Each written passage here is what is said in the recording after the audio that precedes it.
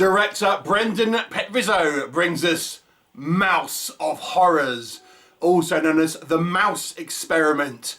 And this is a low-budget slasher movie, of course, based on the fact that Mickey Mouse is now in the public domain. We have seen a movie like this come out already, and there are a whole bunch of other movies like this coming out in the next kind of year or so. So expect to see many more Mickey Mouse style slasher movies. So what is this one all about? So it's a British movie. It does have a couple of American characters. I should point out that it says it features Michelle Bauer, a kind of legendary screen queen. Let me just say, don't be expecting too much from her.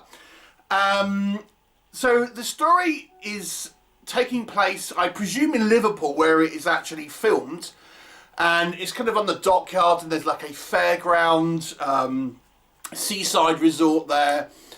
And we focus on a group of mainly kind of female teens or young adults as they are being stalked by a serial killer dressed as a Mickey Mouse style character. He actually looks a little bit like the kind of the parody of Mickey Mouse, Mickey Rat, which I kind of liked, I have to say. And he actually is working under the tutelage of this guy who is some type of mad scientist, and he's doing experiments on people, hence this kind of Mickey Mouse style character. And he wants to build like a bride for his two killers, one of which is the Mickey Mouse one. The other one is actually Winnie the Pooh. And it's the same mask that they've used in Winnie Pooh Blood and Honey, the original movie. We'll come back to that. So, yeah, so we have effectively this kind of group of young adults, you know, being chased around by not one, but, well, technically three killers, because this old man is also in on it as well. And what will happen? You have to watch the movie and find out. So, let's talk about what works in this movie. Now, this is a low-budget film, and as such, we have to have expectations in regards to budgetary constraints. Now, this is clearly a movie which is not trying to be serious. This isn't exactly a horror comedy, but it's obviously, it knows it's a somewhat silly concept and is having a little fun with it because there is some random stuff in this movie. I'm not going to spoil it for you, but you'll just see some random things in this movie, which doesn't make sense, but at the same time, it's kind of funny in a way, and amusing that they've included stuff like this. I'll kind of maybe come back to that without giving away too much, but yeah, there's some weird things you'll see on screen here, but what legitimately works? Now, as I say, I think the Mickey Mouse killer, of which is by far and away our main killer, the Winnie Pooh one is there, but he doesn't get nearly as much screen time. And I have to say, I kind of like the mask. It's this guy who's wearing a mask. It's not some mutated mouse guy. It's a guy wearing a mask. But as I say, it looks like Mickey Rat, which was, I say, maybe lesser known sort of parody, but it's obviously a little bit of a distorted version of the Mickey Mouse character. And this one looks just like that. And they've even got like an articulated jaw, so he can kind of open his mouth. And I got to say, I kind of liked it. I kind of like the look. They also have got the actor to act like a mime. So it's very much like Terrifier in that regard, where this guy is kind of, doesn't speak and he's kind of doing these exaggerated movements. So it's kind of Mickey Mouse by way of Terrifier, in a way. At least that's, I think, the idea here and the kind of the concept behind this kind of serial killer. And on the subject of killer, this has got a high body count. There is a lot of people that get dispatched in this movie, and they've obviously tried to vary up the methods of people getting killed. So, yes, there's plenty of, you know, throats getting cut, knives through the back, etc. But we do have some variety in deaths. So those of you who like a little bit of creative deaths, there is a lot here. And as I say, some of them are kind of random. One of them, and I'll just say one, there's a guy who gets thrown in a swimming pool, he falls into it. And there's randomly killer jellyfish in there. Don't know why, there just is. Just got to accept it, okay? So yeah, there's all sorts of different kills here. So the intent here is obviously to have a big variety in kills. Now, the effects are a mix of practical and some CGI effects. Now, the budget is low on both.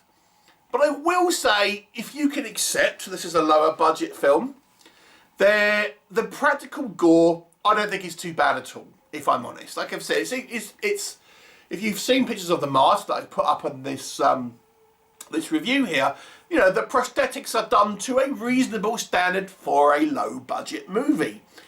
And, you know, I kind of quite like some of the practical VFX here. Again, with the proviso that this is a lower budget movie, so we're not going to be expecting even Terrifier levels of, you know, of production here. Far from it, in fact. But I think it's good enough for which is clearly this low budget.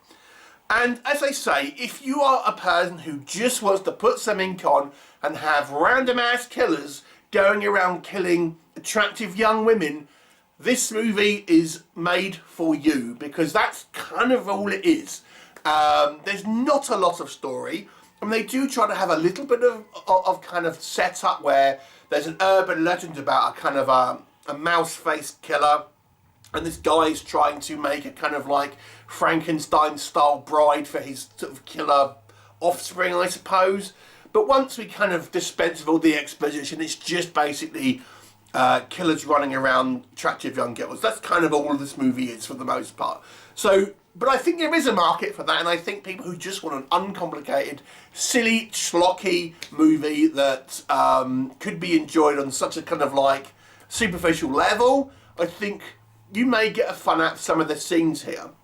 This is certainly one of those movies where you'd have on and you would just, you know, you'll be talking and having it on the background, and you'll just be watching the kind of the random kind of kill scenes. It's not too worried about having a coherent plot or anything like that, or character development. Now, if you are willing to watch it for that, I'm going to come back to some of the issues with this, but yeah, for the most part, I think that's probably what the idea here is with this movie, and I suspect that, you know, if that's the case, then you may well kind of get on with it. So I think some of the location shooting is quite impressive. Now, they've obviously done a deal with this kind of fairground location to shoot there, but I think it kind of works. And they've got all these kind of fairground rides sort of on and moving around in the background.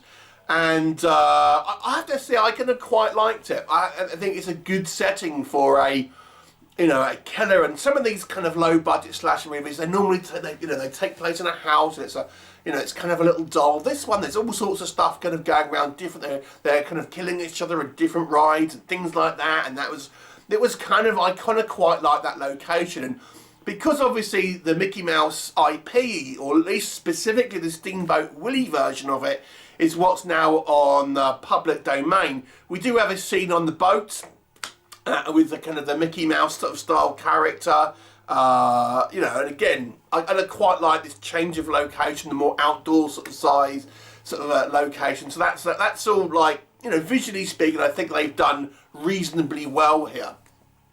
So let's talk about what doesn't work. Let's start off with some technical elements here, because I think this might be frustrating for some. One of the issues I had with this movie is the audio. So for the most part, I think some of particularly the first half of this movie, some of the audio mixing is quite bad. There's quite a lot of dialogue which I just couldn't understand what people were saying, because the audio mixing just isn't particularly good. And we have a lot of characters who kind of speak sort of quite softly or kind of not particularly loud, and you know, it's just, you just can't pick up on every kind of bit of dialogue, I feel. And it's not because I'm not having my TV, you know, loud enough. It's purely because the audio mixing, because other kind of volumes are fine. So the audio mixing is not good. And there's also some, on the other hand, there's some kind of ADR effects which are a little obvious, and also some sound effects that have been added in as well, which I don't think are particularly relevant. There's a scene where the Mickey Mouse character is like holding his knife up, and I think they're meant to have him just like scraping along the roof, but he's obviously like about 3 foot beneath the roof, and it's like the scraping sound. Things like that. So the audio quality I had some issues with. That was, on a technical level, probably the biggest issue for me in regards to that. There's not much story in this. And as I say, you've got the Winnie the Pooh blood and honey mask from that movie in this film. So let's talk about Winnie the Pooh, who I didn't even know was in this film. And why is he there? I don't actually know. It seems like an odd choice because he doesn't have a huge role in the movie. We do get a kind of a Mickey Mouse versus Winnie the Pooh matchup, because they're kind of rivals to a degree, but they still are working for the same guy, but they're sort of, you know, in competition with one another. And I guess that's the reason. I mean, it's a sort of fun idea in the concept, but, you know, why has he got the same mask as Winnie the Pooh, Blood and Honey? I mean, is this meant to be the same guy? You know, they haven't even really changed it. It's exactly the same. So, but even the first Winnie the Pooh, Blood and Honey, was like, that's not canon in that actual series. So it's like, I don't really know what's going on there. Again, I think it's just like, no, that's fine. Yeah, just put it in there. But he didn't really serve a purpose. And I have to say, if you wanted to watch this for more of a actual narrative, I think it's just like, it takes away maybe. Or if you wanted to have him in there, then I think the story needed to be worked in a little better. And have more, you know, you've got two rival killers vying for position.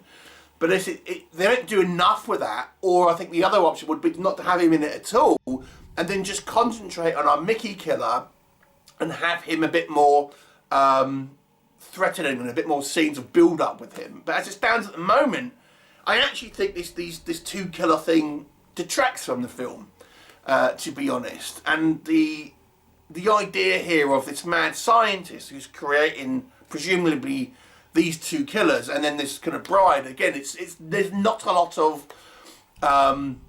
reasons about why is he hanging around this kind of fairground which has no other people or workers seemingly around there.